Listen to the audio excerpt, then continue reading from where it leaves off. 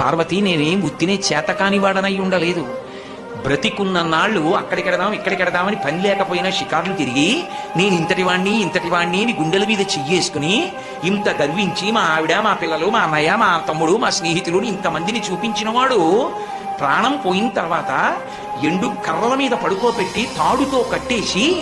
ఒంటి మీద కేవలం అత్యంత చవకబారు వస్త్రం ఒకటి పెట్టి పాడి మీదకి తీసుకెళ్లేటప్పుడు ఆ బట్ట కూడా తీసేసి కట్టెల మీద పడుకోబెట్టి ఇంధనం పోసి కర్త వచ్చి అగ్నిహోత్రం వెలిగిస్తే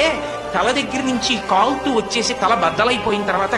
అరికాళ్లలోంచి నెత్తురు ముద్దలుగా పైకొస్తుంటే పెద్ద కాడ పట్టుకుని కాళ్ళు పైకెత్తి వెనక్కి పారేస్తే నా ఒళ్ళు